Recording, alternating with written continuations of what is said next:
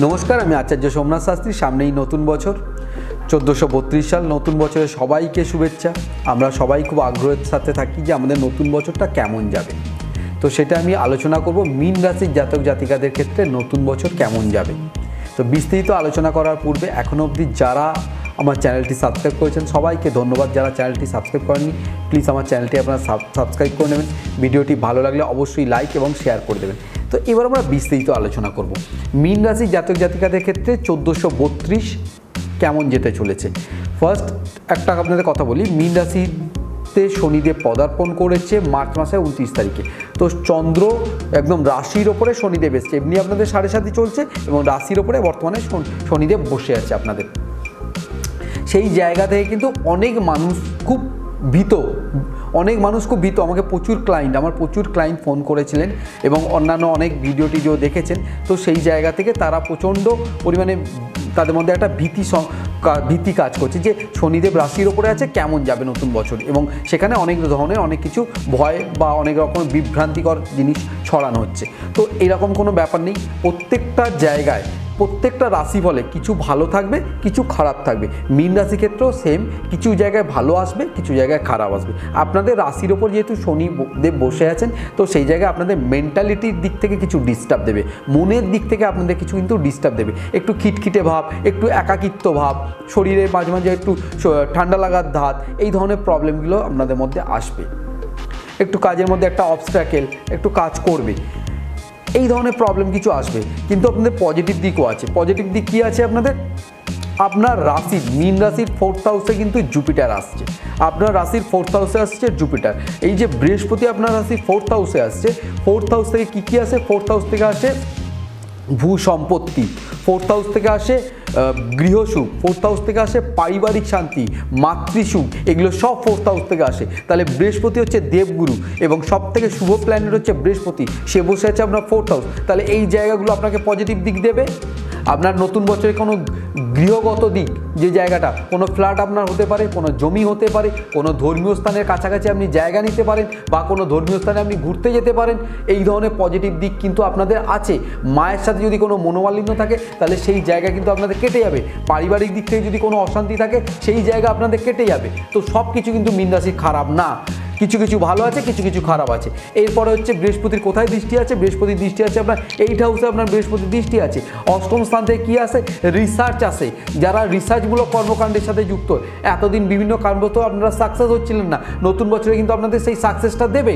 যদি আপনার জন্মকালীন রাশিচক্রে যদি সেই রকম পজিটিভ কিছু থাকে, আপনার দশান্তর্দশা যদি ভালো চলে, তাহলে নতুন বছরে কিন্তু আপনাদের সাকসেস আসবে। রিসার্চমূলক কর্মকাণ্ডের সাথে যারা যুক্ত আছেন, যারা আধ্যাত্মিকতার সাথে যুক্ত আছেন, তাদের সাকসেস দেবে বৃহস্পতি।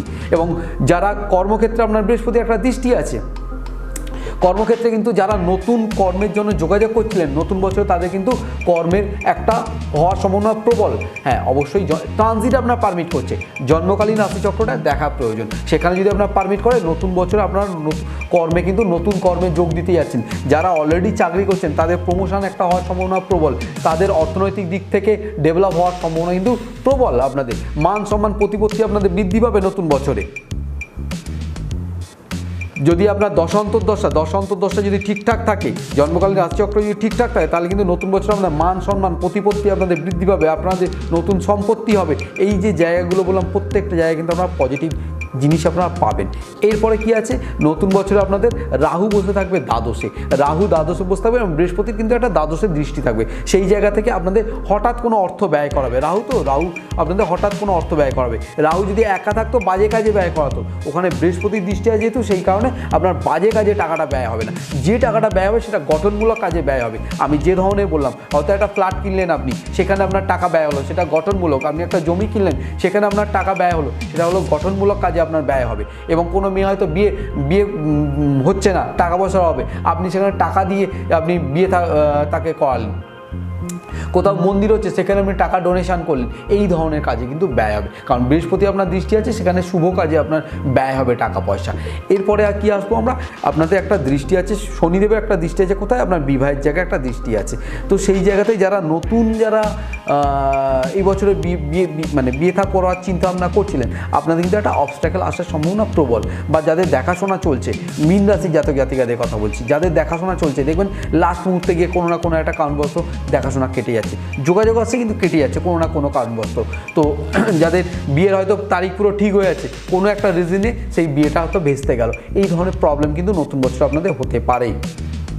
যারা বিজনেসের সাথে যুক্ত আছেন, যারা ব্যবসার সাথে যুক্ত আছেন, তাদের ক্ষেত্রে কিন্তু যারা এক্সপোর্ট ইম্পোর্টের ব্যবসা করেন তাদের যথেষ্ট ভালো। কিছু কিছু ব্যবসা আছে যে ব্যবসাগুলো একটু ডিস্টার্ব দেবে, কিন্তু সব ব্যবসায় ডিস্টার্ব দেবে না। যারা ফরেন কান্ট্রির সাথে ব্যবসা করেন তাদের জন্য খুব ভালো। যারা হোয়াইট দ্রব্যের সাথে ব্যবসা করেন, হোয়াইট দ্রব্যের ব্যবসা করেন, চালের ব্যবসা অনেকে করেন, এই ধরনের যে সমস্ত চিনির ব্যবসা, সাদা দ্রব্যের, ময়দার ব্যবসা যারা এই ধরনের করেন তাদের জন্য কিন্তু খুব ভালো নতুন বছর আপনাদের। যারা হচ্ছে আপনারা কয়লার ব্যবসা করেন বা লোহার ব্যবসা করেন তাদের জন্য নতুন বছর খুব ভালো, তাদের প্রচণ্ড গ্রোথ দেবে বিজনেসে। তো সব কিছু খারাপ কখনো নয়। তো এই জায়গা থেকে হ্যাঁ, শনিচন্দ্র একটা যেহেতু এক রাশির মধ্যে বসে আছে, এটাকে বীজযোগ বলা হয়। একটা অবস্ট্রাকেল কাজ করবে, একটা মানসিক অশান্তি কাজ করবে, শরীর নিয়ে মাঝে মধ্যে ডিস্টার্ব দেবে। তা বলে এই নয় যে একদম মানে খুব খারাপ যে সিচুয়েশানে চলে যাবে। আর আপনার 6th হাউসে একটা কেতু বসে আছে, 6th হাউসের থেকে আসে রোগ ঋণ রিপু আসে 6th হাউস থেকে, সেখানে কেতু বসে আছে। তো এই যে জায়গাটা কেতু বসে আছে, কেতু এখানটা কিন্তু একটু ডিস্টার্ব দেবে, একটু আপনার গুপ্ত শত্রু বাড়াবে। আপনার যখন ডেভেলপ হবে তখন তো অটোমেটিক্যালি আপনার গুপ্ত শত্রু বাড়বে। কেতু ওখানে বসে আছে, আপনার কিছু গুপ্ত শত্রু বাড়বে, যারা আপনার ব্যাক সাইডে ক্ষতি করবে, সামনে আপনার সাথে খুব ভালোভাবে বিহেভিয়ার করবে। এই ধরনের মানুষের সাথে কিছু হয়তো আপনার ধার দেনা হয়ে যেতে পারে, কারণ আপনি নতুন কিছু অ্যাসেট করতে গেলে একটু ধার দেনা হতেই পারে। 6th হাউসে কেতু বসে আছে, কিছু আপনার ধার দেনা করে দিতে পারে। তো যাই কিছু হোক না কেন, এটা আপনাকে পজিটিভ দিকে কিন্তু ধার দেনা হলেও আপনার পজিটিভভাবে আপনাকে ধার দেনা করাবে, মানে গঠনমূলক কাজে আপনাকে ধার দেনা করাবে। তো সেই জায়গা থেকে মীন রাশি, হ্যাঁ শনি 7.5 চলছে, রাশির ওপর শনি আছে, ঠিক আছে, কিন্তু তা বলে এতটাও খারাপ না যতটা ভাবে হাইলাইট করা হচ্ছে। তো নতুন বছর সবার খুব ভালো কাটুক, আপনাদের সবাই নতুন বছর খুব আনন্দ সহকারে কাটান। ভিডিওটি ভালো লাগলে অবশ্যই লাইক এবং শেয়ার করে দেবেন। কোনো অসুবিধা হলে আমার স্ক্রিনে নাম্বার আছে, অবশ্যই আমাকে ফোন করবেন। তো সবাই ভালো থাকুন, সবাই সুস্থ থাকুন। ভিডিওটি ভালো লাগলে অবশ্যই লাইক শেয়ার করে দেবেন। নমস্কার।